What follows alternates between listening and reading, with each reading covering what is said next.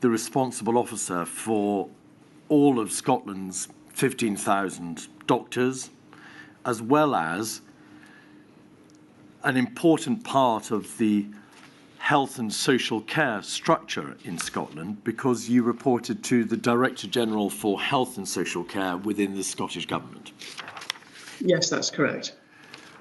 So were your duties owed, therefore, to the Scottish Government, to NHS Scotland, as well as, of course, to the doctors for whom you were the responsible officer? So my duties were quite separate towards Scottish Government as an advisor, which then does not have the same level of responsibility as my duties as the responsible officer to the General Medical Council for Scotland's doctors as their responsible officer. All right. Could you just tell us something of the broad nature of the duties of the Chief Medical Officer in Scotland in terms of the advice that you give to ministers, the responsibility that you carry or carried for public health and medical issues? So I always would describe it to people as almost a translation service. What I felt that I did was took the science, took the medical advice, took the up-to-date clinical evidence and described that in a way that politicians and ministers could understand, but that also was able to help them form policy. I also interacted, of course, with many civil servants from not only health and social care, but throughout Scottish Government, as health touches, as you know, on all aspects of society. So it was an advisory role. Sometimes my advice wasn't taken, but very often it was. And I was able also to pull in advice from the other three nations in the UK, but also from a wider pool of scientific and medical advice across the world. You've referred to your advisory role in relation to the production and promulgation of policy. Did you also provide clinical advice on medically related matters? Yes, of course. And were you in fact, or did you continue to be concerned in clinical practice right up to the onset of the pandemic in November 2019, alongside your duties as Chief Medical Officer? Yes, that's correct. I continued to do an antenatal clinic as a consultant obstetrician until that time. Does the CMO also play a role in relation to giving advice on research or for the future development of the medical structures and the clinical structures in Scotland? The close relationship with my chief scientist means that the CMO office holds the budget for the research and development within NHS Scotland. So yes, there is a responsibility there, and there is scientific advice that's readily available, but also funding for that research and development in NHS Scotland. We've heard evidence that there is in England an office of the Chief Medical Officer. Is there an analogous directorate or entity or body of people around the Chief Medical Officer in Scotland? So it would be a very small office. Myself, at that time, one Deputy Chief Medical Officer, who at that time was Gregor Smith, and then we had personal assistants and perhaps 3 members of staff, not all of whom were full-time. So a very small team, and a clinical leadership fellow who was a doctor in training who came to have some experience working with us. Is that Professor Sir Gregor Smith, who became acting CMO after you and then full-time or full CMO in December 20? That's correct. In terms of the working relations with other parts or other persons in the world of medicine and public health, what links did you have and how frequently did you discuss relevant matters with the other chief medical officers in the United Kingdom? So we had a very, very good relationship. There was a formal and informal meetings on a very regular basis throughout the year. we tended to have dinner the night before, and we also then had an informal part to that more formal meeting when we discussed matters that affected all 4 countries. But in between those meetings, I would be very easily able to lift the phone to any of the other CMOs to ask advice, or because there was something that I knew they had already experienced in their own country that I wanted to talk to them about. And we did that extremely frequently. What about directors of public health? To what extent does the position of the Chief Medical Officer engage with them? In Scotland, I was very keen as CMO to have a very good relationship with them. There are directors of public health in all of our health boards. I met with them very regularly, but also would have interacted with them frequently by telephone or email should there be issues within their health boards that arose. And so, again, I got to know them as individuals, and they would have, I hope, felt they could lift the phone to me for advice should that be needed. And what about the local authority level, so links to local resilience partnerships, the important bodies which exist at local level to plan for and then respond to emergencies? I didn't have personal relationships with the local authorities, but would have been able to interact with them through those directors of public health, who of course worked very closely with the local authorities.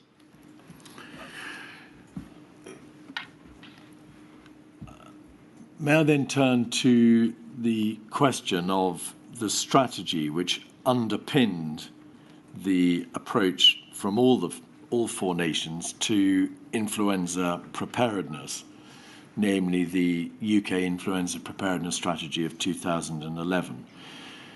To what extent were you aware of that strategy document as CMO and of the doctrinal thinking and the approach which underpinned it?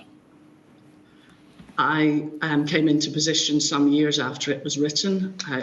Had I needed to find it, I would have known who to ask and which parts of government were responsible, but I myself had no real detailed knowledge or understanding of that document while I was CMO.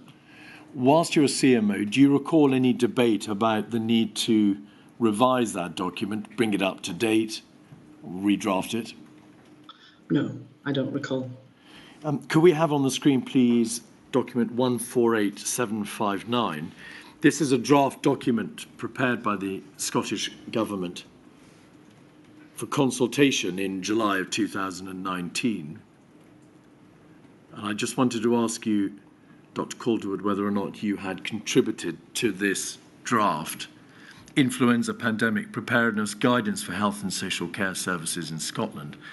There's evidence that having been prepared, the publication of this document was delayed by the onset of the pandemic itself, of course, and therefore it never reached fruition. Are you aware of that document? Did you contribute to it at all? So I am aware of that document. I didn't contribute myself as an individual directly, but there were various members of the civil service and others who would have been delegated to be part of that. But no, myself, I was not personally involved. Do you recall any debate from the position of the CMO about the wisdom of Scotland devising its own influenza preparedness strategy and therefore departing from the UK strategy, particularly that of 2011? I was not party to any debate of that nature, no. I don't recall being part of that. Turning to SAGE, the scientific advisory group, about which the inquiry has received a great deal of evidence already, there was at the onset of the pandemic no Scottish SAGE, was there? No, that's correct.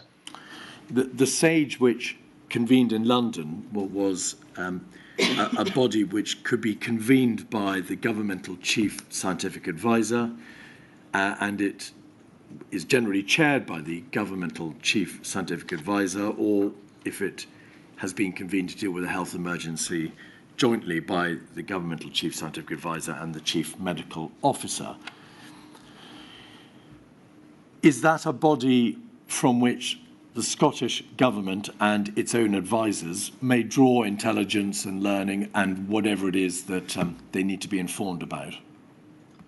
Yes, absolutely. I think that was a committee that I would have been aware of.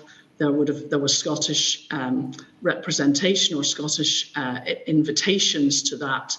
I think in quieter times, the flow of information from that committee was very good.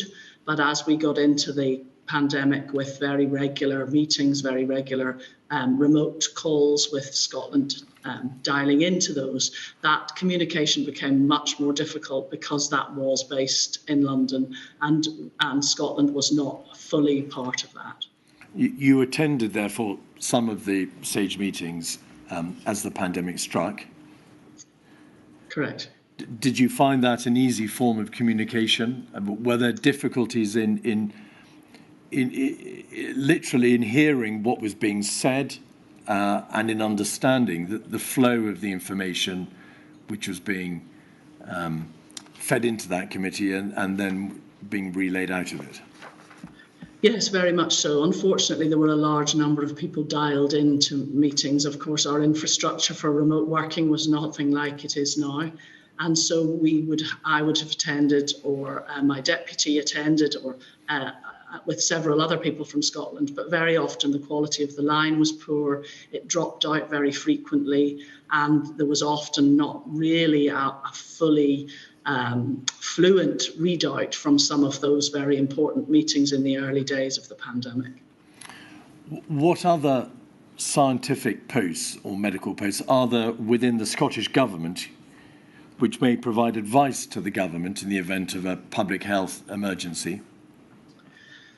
We have our Health Protection Scotland colleagues now within Public Health Scotland, and I have my the Chief Scientific Officer with whom I've described a very good relationship. He, Professor David Crossman, latterly followed on from Professor Andrew Morris, had both of them had very good networks which extended across the UK and beyond, and were therefore very, very solid and robust advisors to me and to the rest of government. Are there also health care and scientific advisors within the Health and Social Care Directorate within the Scottish Government?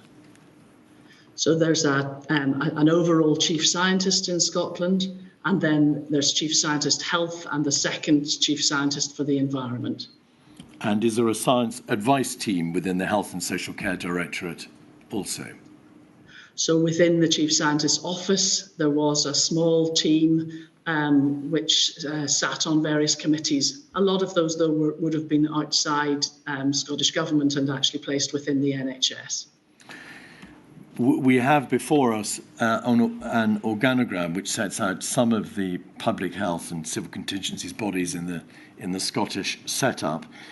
Two such bodies are the Scottish Science Advisory Council and, although I'm not sure the second one is actually on the screen, the Scottish Health Protection Network Infectious Diseases Subgroup. Were they bodies with which you were familiar and with which you worked as CMO? It's very small on the screen, but listening to what you said, I would have worked with them either directly or indirectly, yes. All right.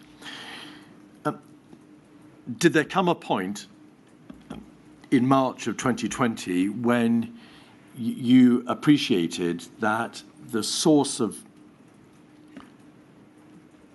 scientific and medical advice from SAGE, or particularly I should say scientific advice from SAGE, was inadequate for the purposes of the Scottish Government, in part for the practical reasons which you've identified? And therefore you set up, together with a colleague, Professor Andrew Morris, the Chief Scientific Advisor, a new group, the Covid-19 Advisory Group. Yes, so just to be clear, Professor Andrew Morris had been my chief scientist prior to the current chief scientist at the time. So I went back to my colleague Andrew Morris and asked him to set up a COVID-19 advisory group for Scotland. That's correct, in March 2020. And what was the membership of that group? He pulled together a very wide-ranging group of people, actually, which, in fact, and at my insistence, some of those people were people who had been quite openly, particularly in social media, critical of some of the responses to the pandemic up until that point. And I was very keen to have a very broad range of people, not just to have people who agreed with the government and the current thinking. I think that to be challenged and to have the opportunity for lively and particularly lively scientific debate is very important. Turning to the risk assessment process in Scotland, the evidence shows that whilst at UK level there is now a NSRA, a National Security Risk Assessment process, that document and that process is recalibrated for Scottish purposes, and from that process is drawn a Scottish risk assessment. Do you recall, as the CMO, having a hand in the drawing up, the drafting of that Scottish risk assessment? I would have been aware of that Scottish risk assessment, but I did not have any hand in drawing that up. No, that would have been for civil servants. Are you surprised that as the CMO you weren't approached for your views in relation to how risks relating to health emergencies should be identified, managed and dealt with? I'm tempted to say a number of things in government surprised me, Mr. Keith, but on reading that risk assessment more clearly now and with the benefit of hindsight, yes, I think that the CMO should not just have been copied into documents of that sort of nature. You would expect now that the CMO is directly invited to comment on the substance of that process? Very much so. All right. Exercise IRIS in 2018 was an exercise with which you were familiar. It was a one-day tabletop exercise conducted in Scotland, and you refer to it in your witness statement at paragraph 7. To what extent were the recommendations which came out of Exercise IRIS implemented? Do you recall? So I've had a chance to look at those, and my understanding is that several recommendations were implemented. There were several that were not, and then perhaps ironically, some of those were in fact not continued with because staff were taken away from that implementation process in order to move into COVID-19 pandemic work. There were 13 actions which came out of Exercise IRIS. Do you recall which of them, in broad terms, were the ones that were not ultimately implemented? The most important ones, I believe, if I'm remembering correctly, were the information to boards about PPE and the distribution and also the fitting of FFP3 masks, and the encouragement that health boards would ensure that staff, that they not only had supplies of PPE, but they also had done FFP mask fitting.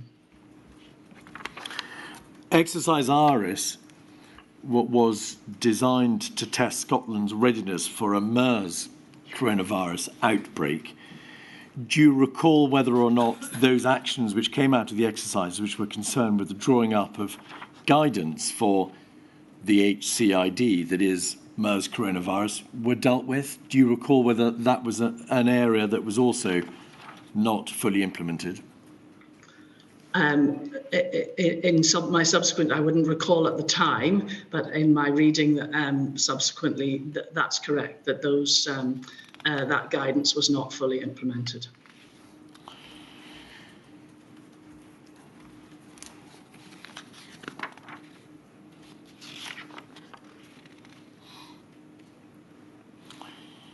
I want to ask you some questions now, please, about your understanding generally of the United Kingdom science advisory system and the scientific and research base from which we benefited on the onset of the pandemic. Is it your view that in order to be as well prepared as we may be for the future, it's vital that our research base, our scientific advisory structure is not unravelled in any way, but is maintained in order to prepare for the next pandemic?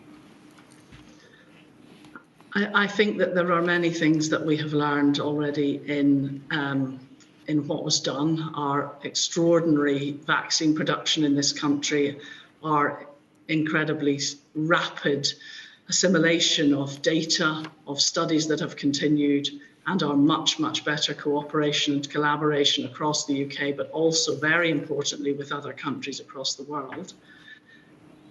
There is already, in my view, a tendency to move back to type, and that is happening to some extent within the NHS already, so that some of the improvements that were made and practical changes are gradually already slipping back to the old ways.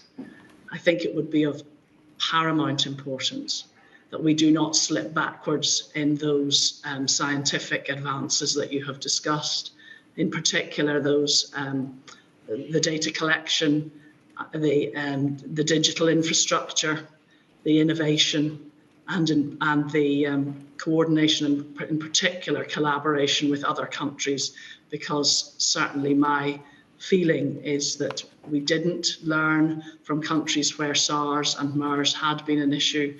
We were late and slow, and there wasn't a coordinated or formal way in which to communicate with other countries where we could have learned more rapidly. So to unravel that at this stage, I think would make a big difference to our detriment if there was to be another pandemic. Just identifying and looking for a moment at each of those broad areas, Dr. Calderwood, in relation to data, it's apparent that during the course of the pandemic, a significant number of very sophisticated data gathering exercises or processes were put into place, from the Siren study of healthcare workers, the ONS COVID-19 infection survey, the Vivaldi survey in relation to care homes. There was then also the COVID symptom study. There was the whole process by which the recovery trial process was put into place, which led to the discovery of the benefits of dexamethasone.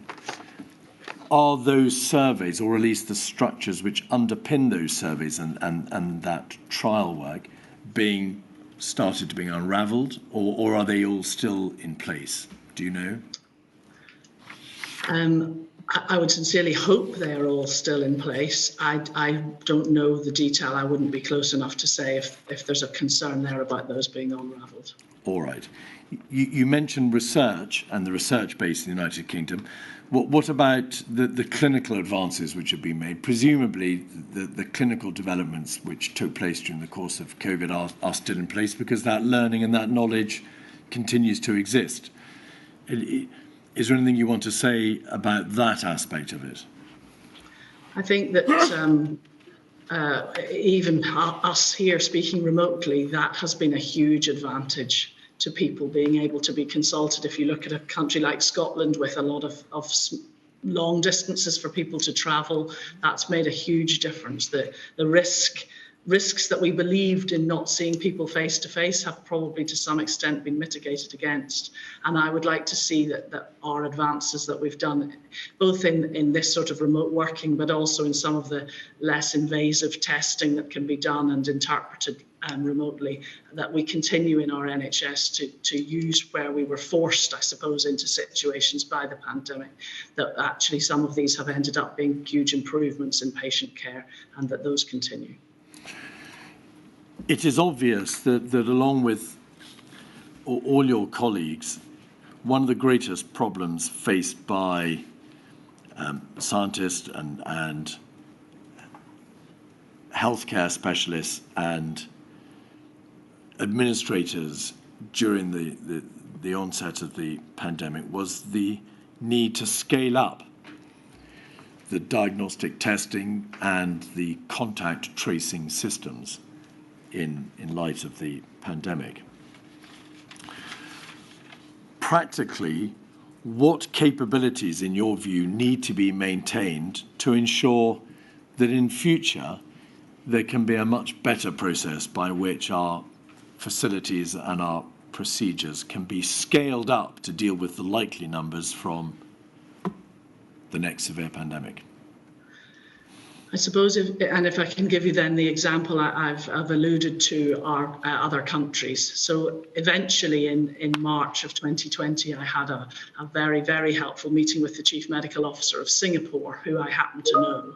So that was through an informal contact. He and many of his staff and our staff in the Scottish government met together remotely. And what really struck me was that they had a task force which had sat dormant following their outbreak of SARS. And that task force had within it the capabilities similar to what you're discussing here. They were able to immediately mobilize that and did so way back in November 2019. It is that sort of example and that sort of I suppose, capability that we could easily keep dormant, that we could easily have exercises that enabled those to be immediately reinstigated, and that the capabilities could then be spread, mitigating to some extent against another pathogen which spreads as rapidly as COVID-19. In your field of clinical medicine, how does one ensure that healthcare specialists and the health system remains well prepared for a future unknown contingent hazard, whilst at the same time having to deal with the more immediate, the more practical, day-to-day demands and health emergencies which all clinicians are faced with? How can you keep the system at a high state of readiness when it has to deal with the day-to-day reality of running a healthcare system? How do we deal with that? I think that's extremely difficult. Our NHS is at the moment working at or if not beyond full capacity at all times. If you take my own area, the labour ward, the babies keep coming day and night. And we don't have the luxury of saying that there's going to be an exercise, we're going to send 6 of you for mask fitting, for example. We haven't got the luxury of being able to have 6 spare midwives who could then go off to do that exercise. But what we do is exercises that are relevant and pertinent to the emergencies that might happen on a labour ward. Very engaged staff, those drills happen extremely frequently because we need to be slick. But it's very difficult without increased capacity within the NHS to think how we could ever have exercises that would be, well, able to free up staff for a start, but also that we would be able to run exercises where staff could become engaged, because they are unable, certainly at the moment, to leave the work that is prescient and the emergencies that are sitting facing them that minute, that day, especially when it's something that's one, an unknown, and secondarily the timing is unknown. To engage people in something that may or may not happen in several years' time is always going to be very difficult in a hard-pressed system. As the CMO, Dr. Calderwood, you must have given that conundrum a great deal of anxious consideration. You were, of course, aware of the need to ensure that Scotland was prepared for whatever health emergency might eventuate, for pandemic, outbreak, and so on and so forth. Where does the answer lie? Is it in having an obvious, clear, transparent process by which the right people are made to exercise and to train for the relevant and correct future risks? Again, if I take you back to Singapore, they have some flex in the system. There's some slack, some flex, so that the task force, which is run by different people with different skills, but that there would then be exercises who would be able to take, for example, midwives from labour ward, because not every midwife is needed at every second for their own emergencies. So I think the planning there and the potential needs to be built into our capacity in the NHS in Scotland. Thank you very much. My lady, you've granted permission to... Sorry, just before you do, I've just got one question. I'm so sorry, my lady. No, not at all. Dr. Calderwood, you mentioned that there's a tendency to slip back into old ways, and I think you suggested there were examples of it happening in the NHS. Do you have any examples of where, instead of learning from the pandemic, we've slipped back into old ways? So, for example, in the pandemic, 60% of orthopaedic outpatients were done either not done at all, in fact, or done remotely.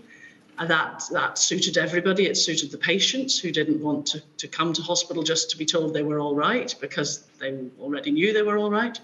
And it also suited the hospital capacity. But we're already seeing signs of we'll just see them this once, or so there's a drift where actually we had risks were mitigated against. People could telephone if they were concerned. It wasn't that people weren't being seen who needed to be.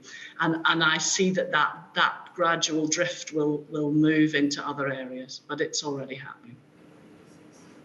Thank you. My lady, you've granted permission to Covid-19 Bereaved Families for Justice, United Kingdom, to ask 5 minutes worth of questions, and 5 minutes also to Scottish Covid-19 Bereaved Families for Justice. Thank you. 2 topics. Ms. Munro?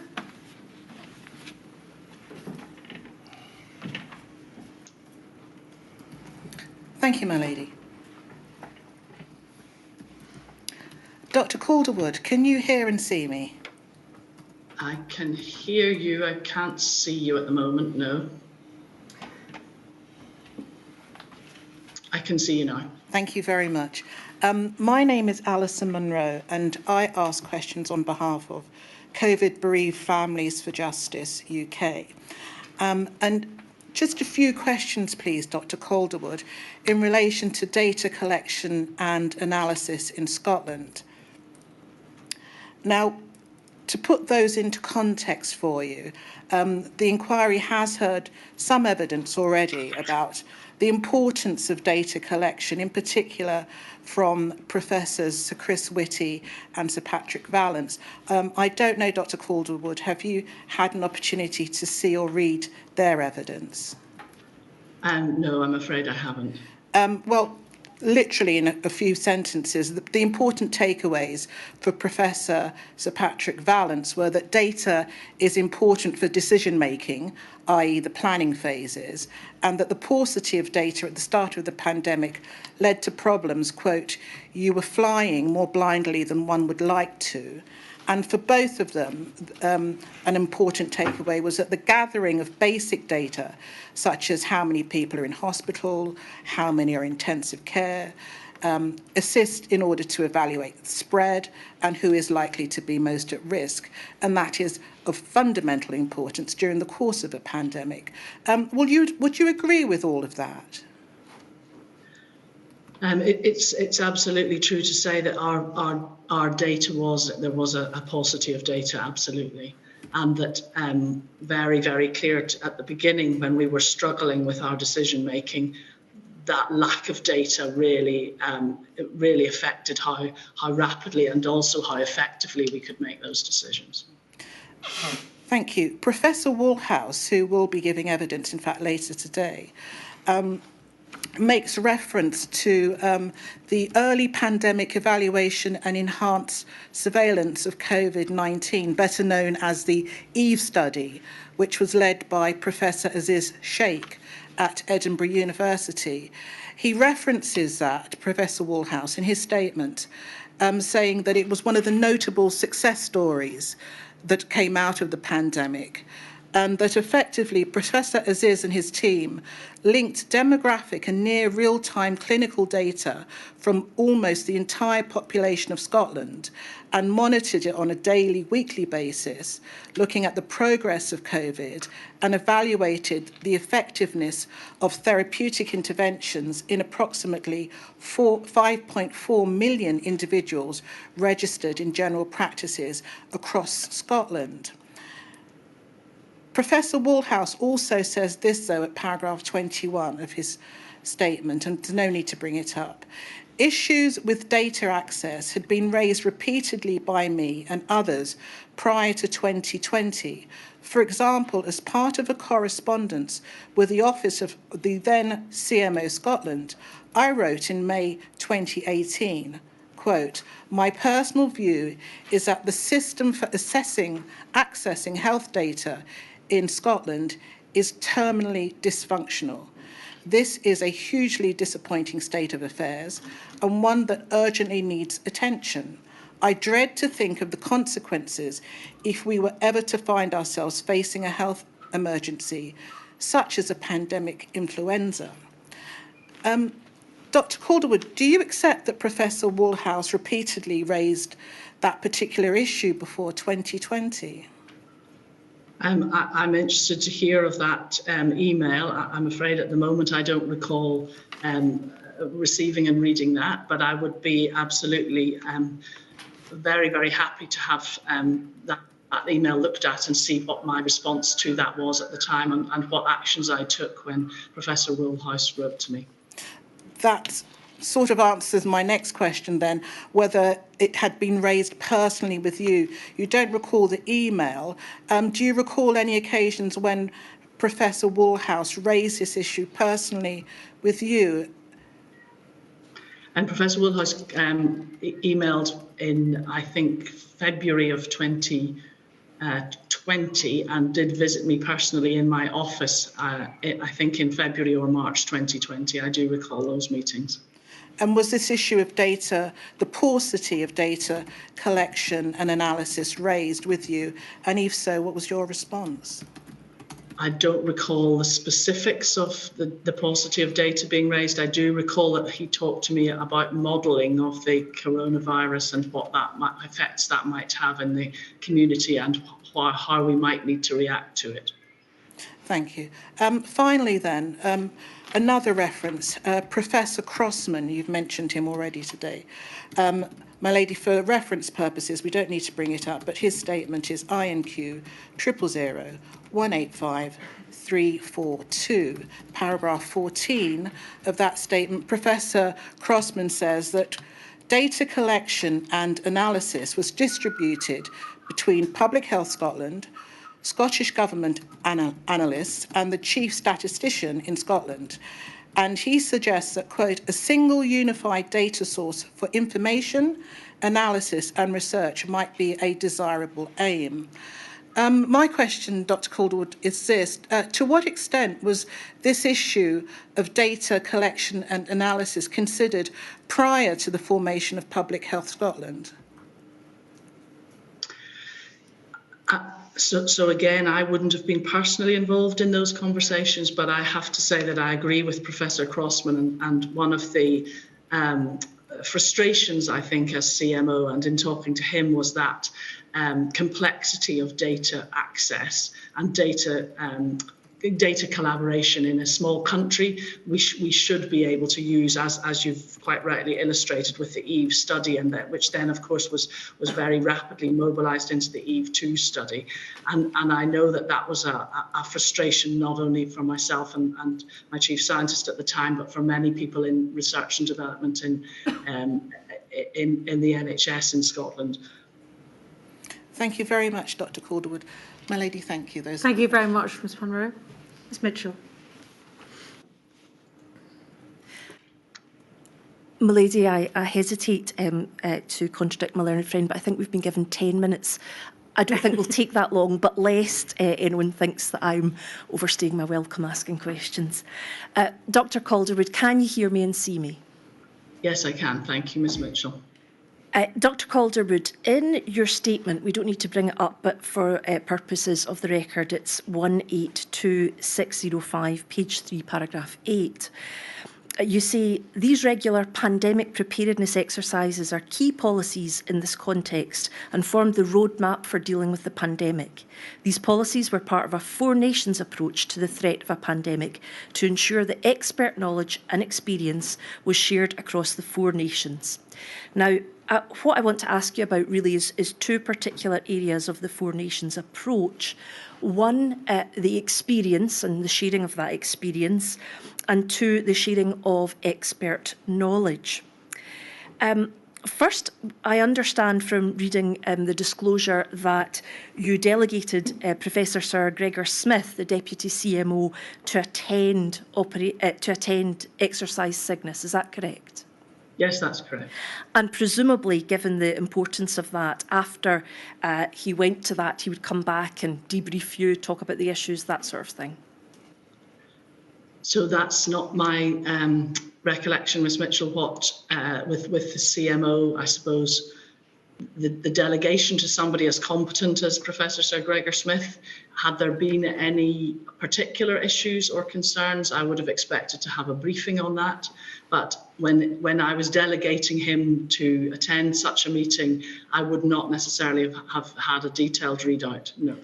Do you recall any issues being raised with you in that manner? I don't, no. I wonder if we can have a look at on the screen inquiry statement 6679. Oh no, sorry, well, not that one, sorry, 6210, and that's a one-page document.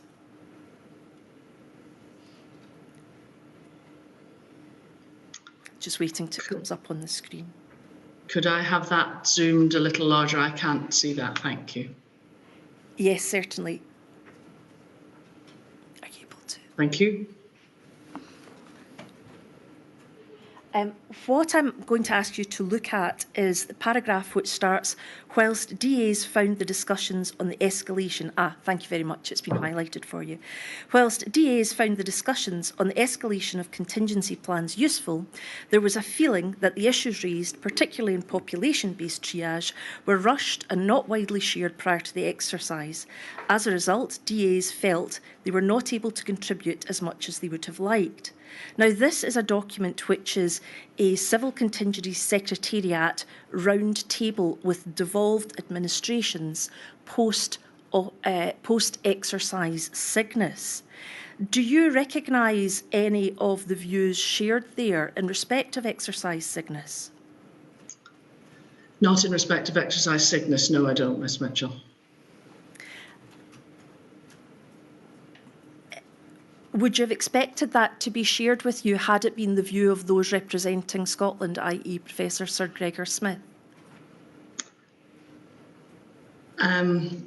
So if I may answer with a slightly longer, so sometimes these large four-nation meetings with a lot of people attending them, and depending on how many people are in the room or how much is done remotely, I think that sentence about the DAs feeling that they couldn't contribute or that there was rushed, that there was rushed, shorter time left for the DAs, often at the end of the meeting, or that they didn't feel always that they would have their voices heard. So that is my experience of some, not all, very much not all, of some meetings of this nature. I don't, as I've said already, recall this specifically reading this or being alerted to me about Operation Cygnus, no. Thank you. Moving on, we've heard about your close working relationship with the CMOs for the nations. I want to ask you about sharing expert knowledge with the devolved administrations in relation to exercise Cygnus. I wonder if I could have on the screen 6129 inquiry document.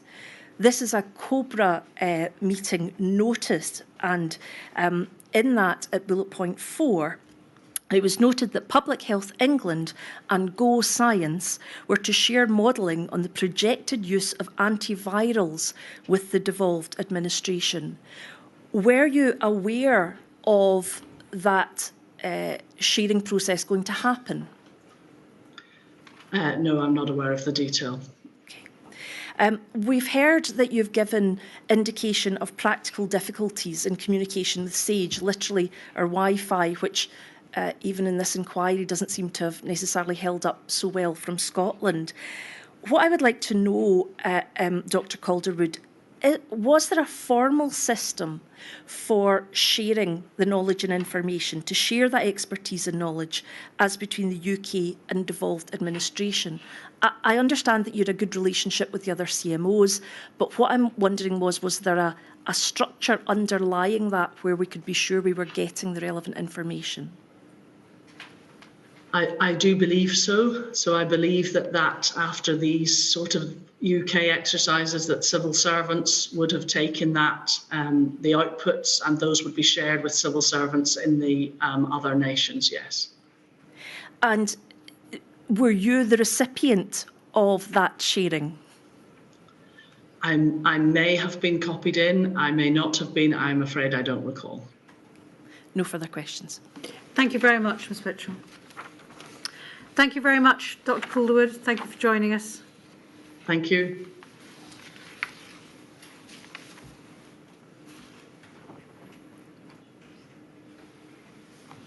My lady, the next witness is Professor Jim McManus, please.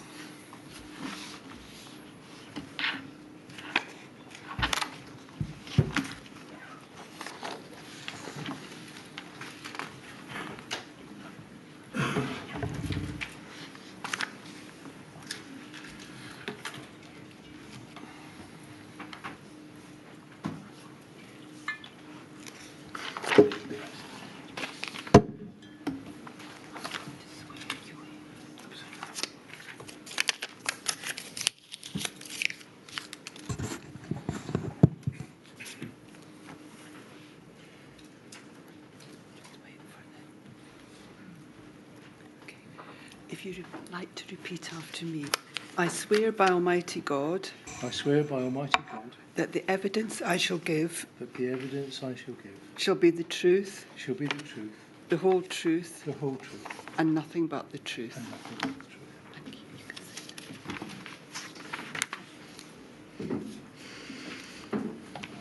you.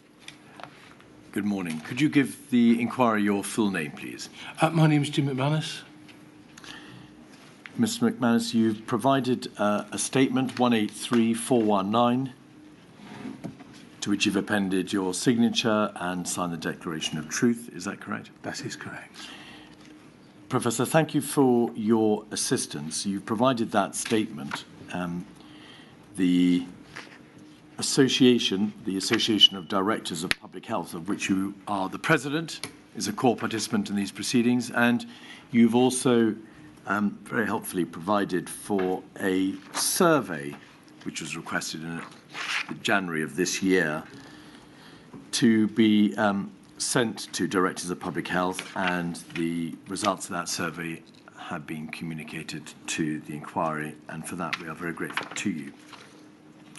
You're giving evidence today because, as I say, you are the president of the ADPH. Is that body the representative body for directors of public health in the United Kingdom? Yes, that's correct. We represent the professional voice of directors of public health. Does every director of public health have the right to be a member of your association? Yes. And does that include deputy directors of public health and consultants, or just directors of public health? Deputy directors and consultants can become associate members. They don't have quite the full rights of members, but they do have access to training and policy advice and the other services we provide. And roughly how many members are there in the ADPH? We have about just under 200 full members and not quite the same level of associate members.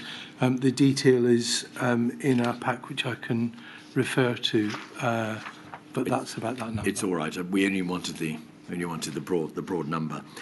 The association doesn't, and this is the relevancy of my question, it doesn't represent, for example, local authority officers generally or local resilience forums. You are, as it says on the tin, concerned with directors of public health. Yes, absolutely. All right. Directors of public health are individual, trained, accredited, registered specialists in public health, are they not? Indeed.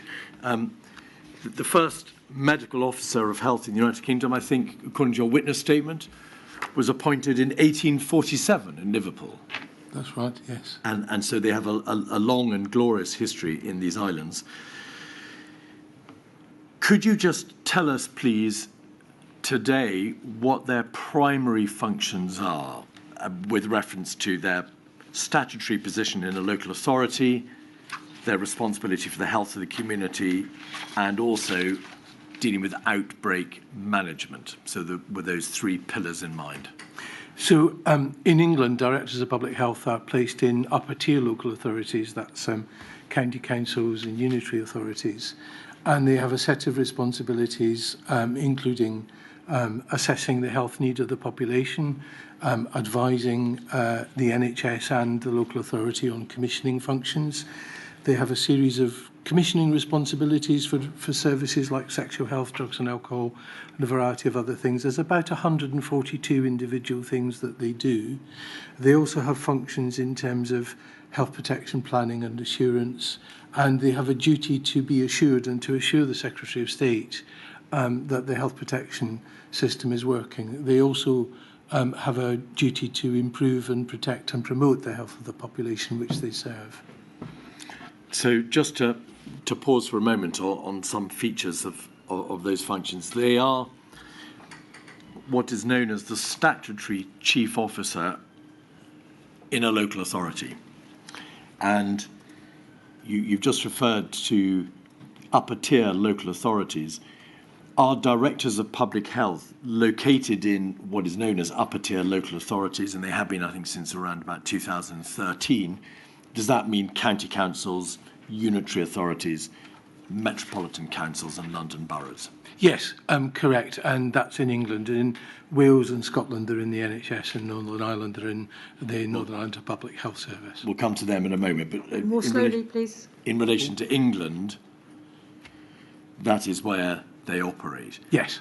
They are not, so that we may be clear, that they're not environmental health departments. They are statutory directors of public health, and they're also not public health consultants within the NHS.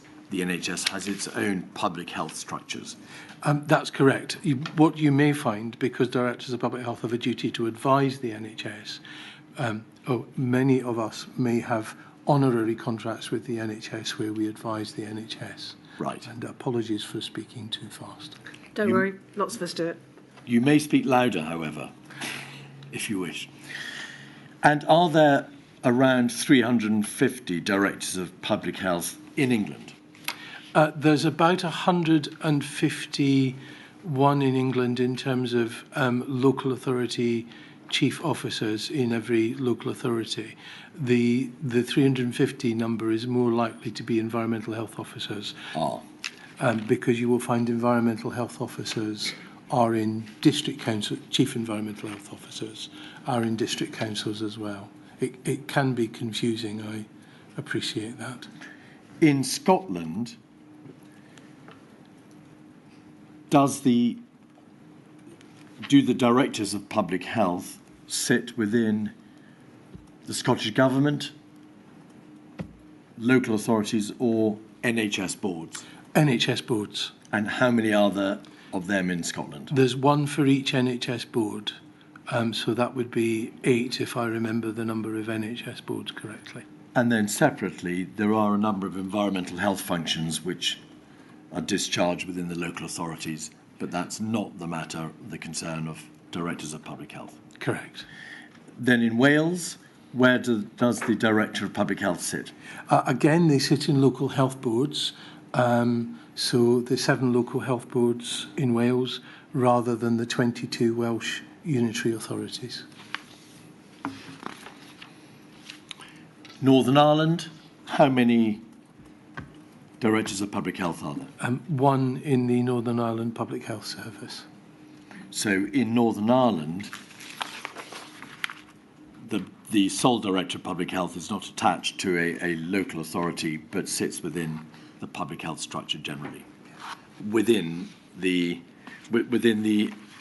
NHS in Northern Ireland or within the Executive Office, do you know? The Northern Ireland Public Health Office is part of their version of the Department of Health and Social Care, so it's an executive agency rather than purely NHS provider.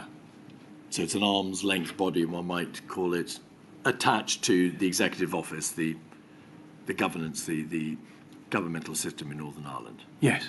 All right. You referred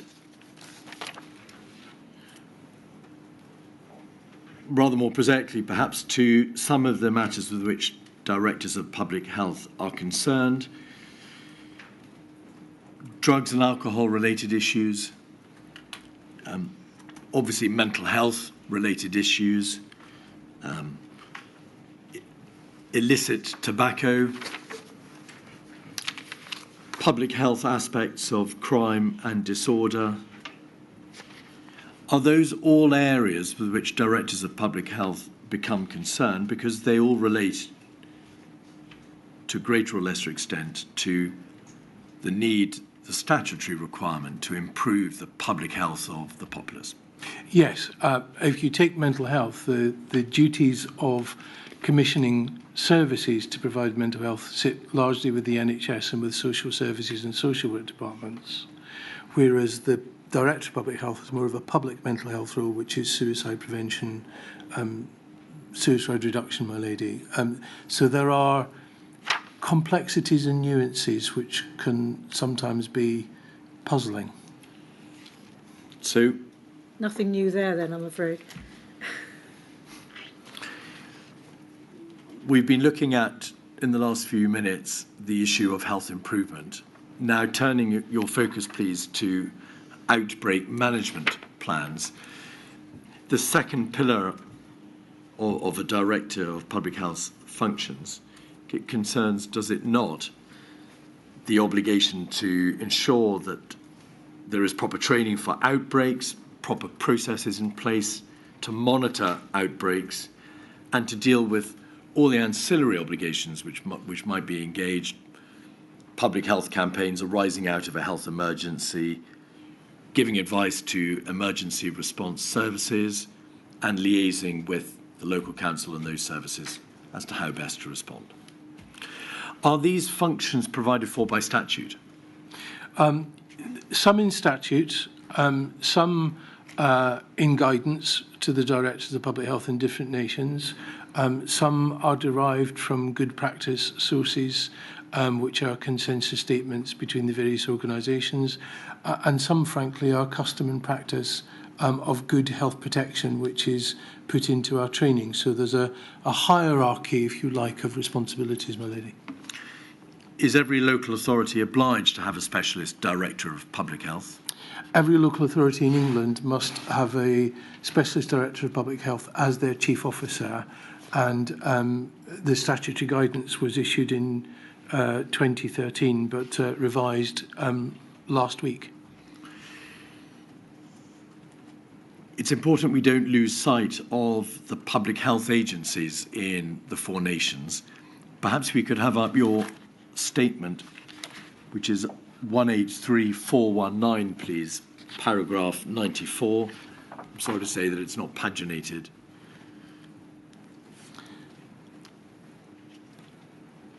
And I therefore can't tell you, I'm afraid, which page paragraph 94 appears on. I have it open here. Do you have a copy of your statement with the page numbering on it, Professor? I don't have the page numbers, unfortunately, no. Well, no, we have the paragraph numbering, we just don't have the page numbering. There we are. Thank you very much. So in the United Kingdom, there are, of course, a number of public health agencies. If we could commence at paragraph 95, in England there are two, of course, the UK Health Security Agency and the Office for Health Improvement and Disparities. You set out their broad functions. OHID's function is to improve public health and reduce health inequalities, and the UK HSA's is for health protection. To what extent would an individual director of public health engage with the national public health agencies, and in this case in England? On a reasonably regular basis. So engaging with AXA would be for outbreaks, because AXA bear health protection responsibilities, they receive the reports, they will be part of incident management teams, say for example if you have a measles outbreak in your area. So there will be regular and ongoing liaison. With OHID, the regional directors would be people who would have direct lines to directors of public health and back. So most directors of public health come together in regional groups in England, and AXA and OHID are usually part of those regional groups. So the liaison is quite frequent. That's very clear, thank you.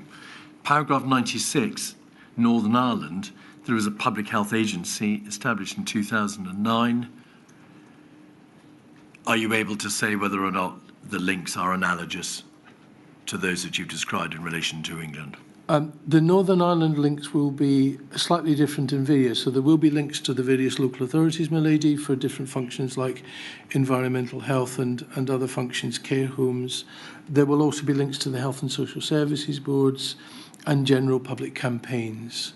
And this is a pattern you will see repeated across the United Kingdom. Everyone does it slightly differently. Scotland, there is the Public Health Scotland Agency with comparable functions to those of its brother and sister agencies. Indeed, and they meet regularly, the Directors of Public Health in Scotland, with Public Health Scotland on a reasonably regular basis. And then Wales, finally, there is a Public Health Wales body established in 2009, and therefore we presume there are links between that public health agency and the NHS health boards, which in Wales employ the directors of public health and their teams. Indeed, and they meet regularly too. All right. Remaining focused on some of the structural links, please. In your witness statement, paragraph 201, you don't need to turn to it, you say that directors of public health do not routinely sit on local resilience forums. Local resilience forums are those important bodies at local level, primarily engaged to deal with planning and preparedness, and also through strategic coordinating groups responses. They obviously have a major role in emergency preparedness. To what extent can LRFs draw upon the expertise of directors of public health when planning and responding to public health emergencies? So when LRFs are planning for emergencies, the Director of Public Health is at their disposal. So I, for example, am often asked by our local resilience forum to input into the risk register and to plans. I think the important thing perhaps to assist, my lady, is that health protection and civil resilience have significant overlaps, but there are also significant distinctions. So, for example, if you were taking a flood, there are obviously significant health issues that arise because of a flood, not least from contaminated water. And the advice and guidance of the Director of Public Health will be important then. But similarly, having a health protection plan, or at least a list of things that need to be done during those issues, will be important. The resources of the LRF, such as the mobilisation of equipment and assets, will be crucial. They're not under the direct control of the Director of Public Health, but a Director of Public Health will need them to achieve health protection outcomes in a flood, for example. So, Professor, very practically, imagine that there is a health emergency in a local area, perhaps a modest pathogenic outbreak or I don't know, a particularly serious incidence of food poisoning. Who leads the emergency response? Is it the Local Resilience Forum comprising Category 1 and Category 2 responders? Is it a strategic coordinating group comprising Category 1 and 2 responders and led by the police or the emergency services? Or would it be a Director of Public Health leading an outbreak control committee or some such body? Who is in charge? It will depend entirely on the nature of the incident. So if you have a measles outbreak, it will be an incident management team with the Director of Public Health, the relevant national agency, in the case of England, UXA, local environment, mental health, and anybody else we need, for example, such as school head teachers.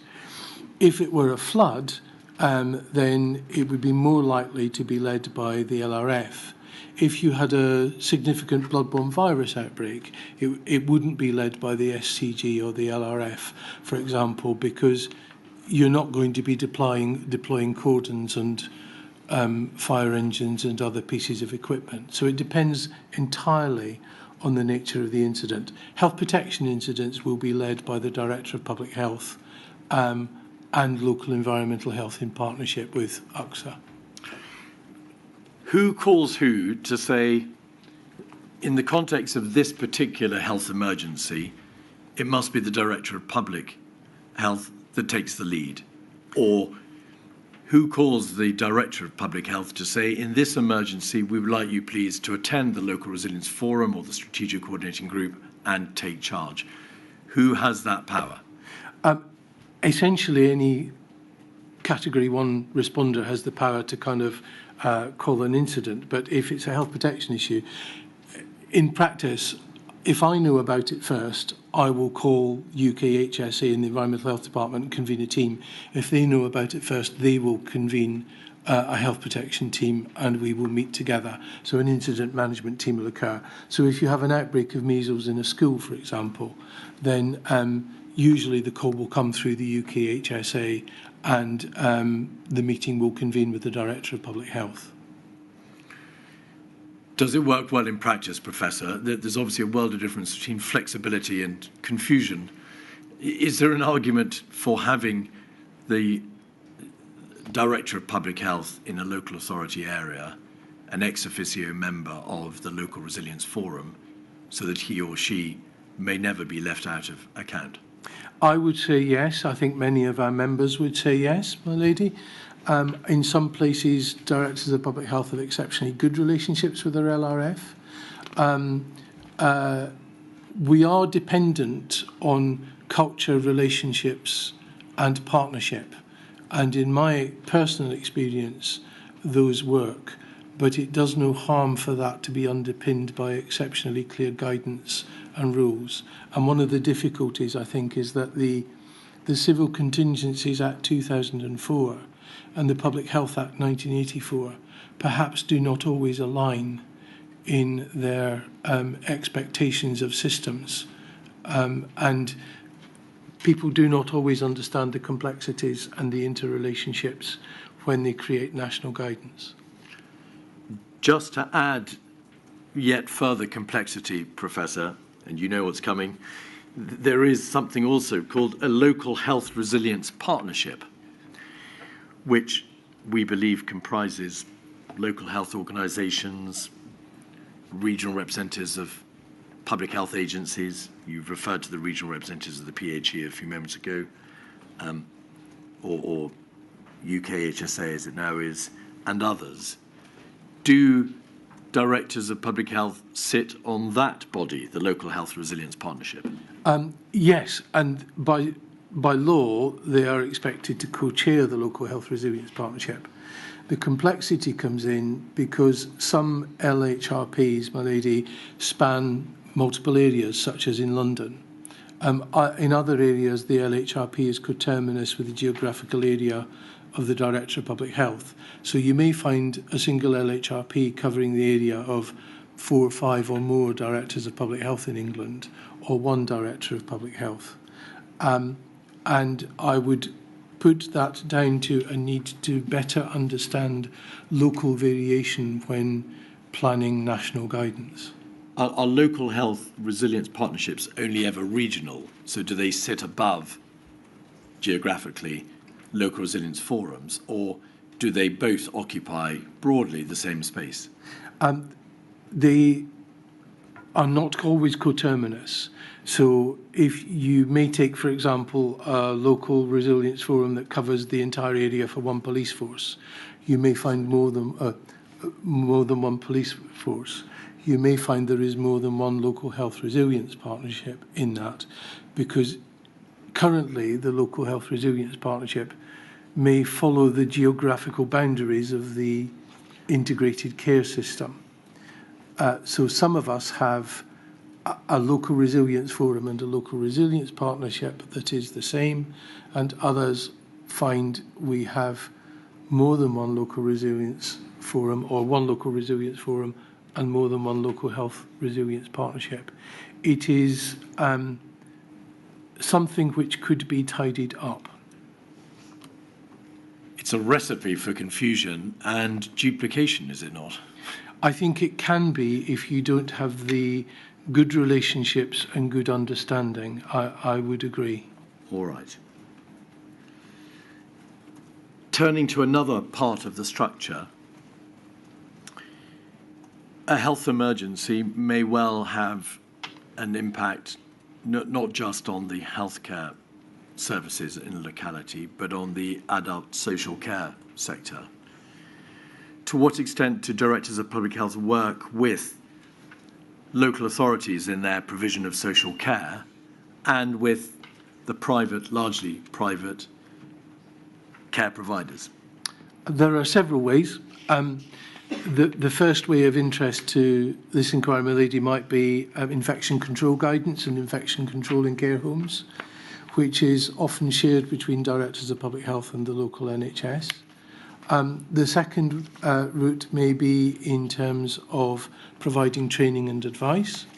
The third route is that directors of public health have a legal responsibility to provide advice and guidance to NHS commissioners, and many of us also take that duty seriously with social care in terms of providing evidence for effective care, prevention services in care homes and so on. And a number of us provided, during the pandemic, trauma training for care workers. In fact, I went into care homes personally and delivered some of that training. So there are links. I think it would be fair to say that those responsibilities could be clarified better, particularly in relation to infection control, because some of those responsibilities overlap somewhat. All right. Pause there. 11:15. Oh, thank you. Saved by the bell. Thank you. We take a break for everybody's sake, but particularly our wonderful stenographer, back at 11:30.